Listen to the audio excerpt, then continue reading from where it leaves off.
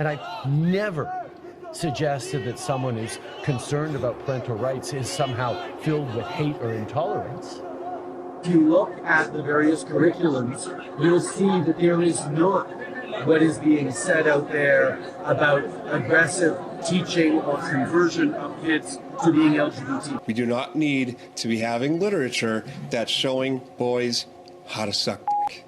He's undoing my belt. I'm reaching into his bedside drawer for a condom. But they are weaponizing the issue of LGBT. I'm a sixth grader. I'm a sixth grader. I'm a sixth grader. I'm a sixth grader. It makes me very, very sad that as a teacher, my profession is going to be the one to indoctrinate your kids. And my profession is going to teach your kids that they have rights that go beyond what you say in the home. And our government is going to use our kids to change our culture. It takes from 15 to 20 years to demoralize a nation. Why that many years? Because this is the minimum number of years which requires to educate one generation of students exposed to the ideology of the enemy. In other words, Marxism-Leninism ideology is being pumped into the soft heads of at least 3 generations without being challenged or counterbalanced. This is like a play right out of Communism 101. Tear down the family unit, tear down society, build it back up as a... Never read Marx. You don't know what you're talking about. I don't? No, you don't. You don't know what you're talking about. You never read a book. I doubt it.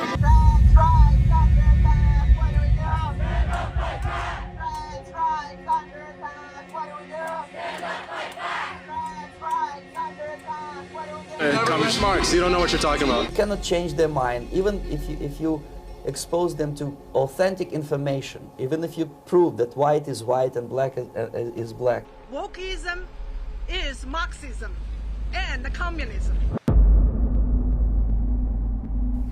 On September 20th, 2023, I left my apartment in West End, Toronto, to attend the Million March for Children rally at Queen's Park. I wasn't surprised to find that hundreds of counter-protesters had gathered. The government and the media were busy ignoring the statements put out by the organizers of the march and reframing the event as anti-human rights, anti-trans, and anti-LGBTQ. The far left-leaning University of Toronto was right across the street. In fact, U of T's Sexual and Gender Diversity Office was only an 18-minute walk from the protest grounds. A 20-minute walk in a different direction was the former headquarters of the Communist Party of Canada, now famously known as the Toronto Mansion, purchased by Black Lives Matter, self-described as a trans-feminist, queer-affirming space politically aligned with supporting black liberation work across Canada. As I walked into the heart of the crowd, I found a highly choreographed counter-protest, full of religious fervor, complete with carefully rehearsed call and response chanting. Trans rights under attack, what do we do? Stand up, fight back! Trans rights under attack, what do we do? Stand up, fight back! These Marxists weren't just present at the counter-protest, they were the counter-protest, crystallizing the merger between gender ideology and Marxism with one single chant. Trans rights are workers' rights, same struggle, same fight! Trans rights are workers' rights, same struggle, same fight! Trans rights are workers' rights, same struggle, same fight! Trans rights are workers' rights, same struggle, same fight! Why was the Toronto counter-protest being led by trained neo-Marxists? What does Marxism have to do with the sexual orientation and gender identity curriculum being protested by parents? Are the concerns that ignited protests across Canada related to a communist influence, or is that just a conspiracy theory? Has Toronto become a microcosm for a communist infiltration into the landscape of Canadian culture, politics, and education? Is it possible that we are witnessing a form of neo-Marxist ideological subversion? If there has been an evolution from Marxism to neo-Marxism, what is it exactly that evolved in Marxist theory, and how did it get into our schools without it being understood that a new expression of communist philosophy was targeting our children? In simplified, generic terms, the transition from Marxism to neo-Marxism is as follows. Marx's most succinct description of communism was the abolition of private property. As described by James Lindsay in his book Race Marxism, the transition from classical Marxism's focus on the abolition of private property to neo-Marxism's focus on identity was crystallized by critical race theorist Cheryl Harris when she stated that whiteness is a form of property. In other words, simply being white gives individuals ownership over cultural production, just like the capitalist bourgeois were criticized by Marx for having control over material production and property. And just as human destiny needed to be taken back by the working class through gaining control over material production, for the neo-Marxist critical race theorists, cultural power needs to be taken back by non-white identities. Over time, this neo-Marxist focus on whiteness as the new form of private property opened the Marxist floodgates for other identities to be criticized as equally oppressive. Marxist-influenced feminism could now frame masculinity as a form of cultural dominance. Queer theory could now frame heterosexuality as a form of oppressive cultural ownership, eventually adding cis-normativity as well.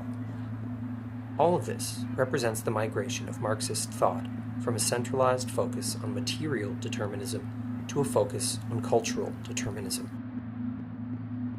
In the context of the 1 Million March for Children counter-protest I encountered in Toronto, the crystallization of Marxism here is that what was once Marx's oppressed working-class proletariat is now partially represented by an oppressed transgender class.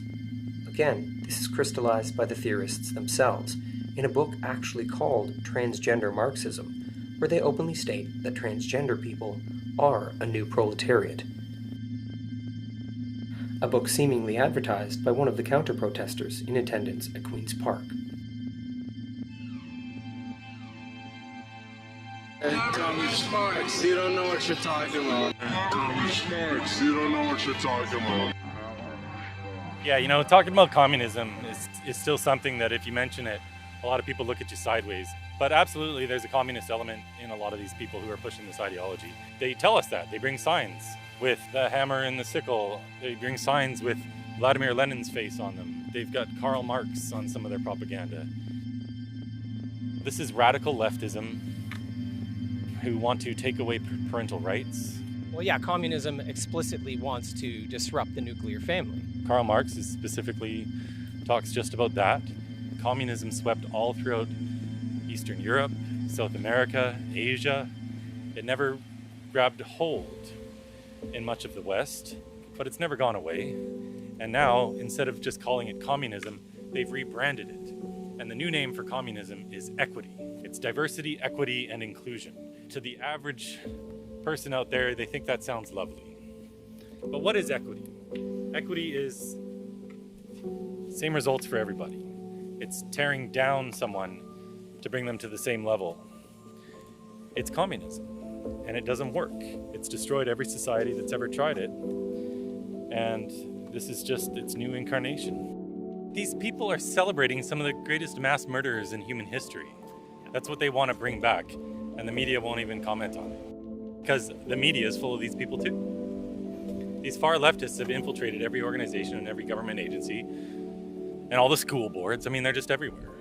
The problem in Canada is we have no Conservative Party, right, to provide any opposition. It takes from 15 to 20 years to demoralize a nation. It's a great brainwashing process which goes very slow. Half-baked intellectuals are now occupying the positions of power in the government, civil service, business, mass media, educational system. I teach about Marxism. I teach about socialism. That you're an antiquated dinosaur, and sooner or later your children will think to themselves, why does my parent think that way? Why does my parent act that way? Why does my parent talk that way? Fortunately, through my live coverage of the event, a teacher working for the Toronto District School Board reached out to me, wanting to anonymously share her experiences. One of the major things I wanted her to address was this claim that issues parents were protesting about weren't even subjects in the curricula. Justin Trudeau even accused right-wing America of indoctrinating Canadian Muslim parents. He's saying that Muslims are being brainwashed. We're not brainwashed. We're not brainwashed. We're not brainwashed. Here is what she outlined for me. The thing about the curriculum is some areas are vague. It will not say to explicitly teach gender ideology to kindergarten, for example. It will say to teach about equity and identity. But then the teachers go to PD meetings paid for by the board or ministry, where we are verbally told that we shouldn't show books with nuclear families or white people, and we are told to read a story about a boy who wears dresses. There are many of them. And we are told that in June, Pride Month, we have to teach about pride and do school-wide initiatives. And all year there are school-wide initiatives about equity, which are actually about celebrating LGBTQ+ or anti-global warming, or how white people are bad and black people are victims. So it's not in the curriculum. That's why the board can say we don't teach it. But it is part of school improvement plans. And trustees come and walk around the school to see how much LGBTQ representation is on the walls. And part of our programs and learning, and the principals have to check off that they are doing these initiatives as well. Our math curriculum has also changed to include feelings. Teachers, gay and straight, for years have been complaining that all the money for our PD and for our resources is going to work topics that aren't in the curriculum. And we don't have time, money, or resources to teach academics.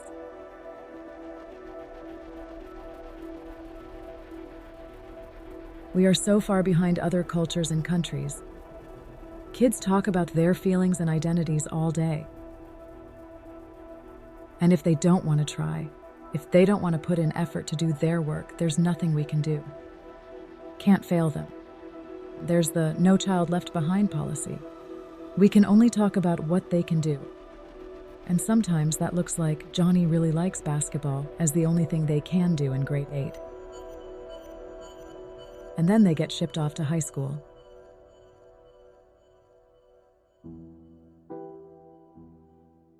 Researcher James Lindsay identifies educational theorist Paulo Freire as one of the primary influences for neo-Marxism in public schools across North America. Freire's book, Pedagogy of the Oppressed, is cited as one of the founding texts of critical pedagogy, allegedly used to liberate learners from oppressive structures using critical theory. Freire, inspired by both Marx and Christian liberation theory, wrote with religious fervor about using education to create a form of death and rebirth in students that would lead to a left-wing revolution. Freire's Marxist-inspired work is indeed cited throughout the website for the Toronto District School Board, but more than that, in 2002 his theories were cited for the reformation of Ontario healthcare to increase access to sex reassignment therapies, puberty suppressant agonists, hormone replacement therapy, sex reassignment surgery, and overall transpositive care. Which brings us back to the concerns of the parents who launched the 1 Million March for Children rally, who presented a fact sheet on their website outlining their concerns with not only the schools, but the changes in Canadian healthcare, quoting the Canadian Pediatric Society preparing for a rise in puberty blockers and cross-sex hormone prescriptions for youths, promoting sex change surgeries for children, and admitting that youth do not need parental consent for medical transition. This makes it all the more pertinent that leading up to the 1 Million March rally, parental pressure had forced numerous Canadian provinces to strip schools of the right to secretly socially transition their children. If children can be socially transitioned by their schools and medically transitioned by Canadian healthcare workers, all without parental involvement, while schools and media use neo-Marxist theories to frame parental concerns as transphobia, shouldn't any normal parent be concerned?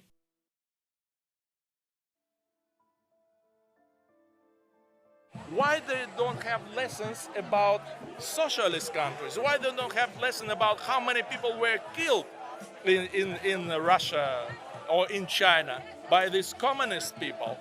That's what they come into. They think it's a game. It's not a game. Are Canadian parents awakening to the fact that there's a neo-Marxist cultural revolution being enacted in Canada?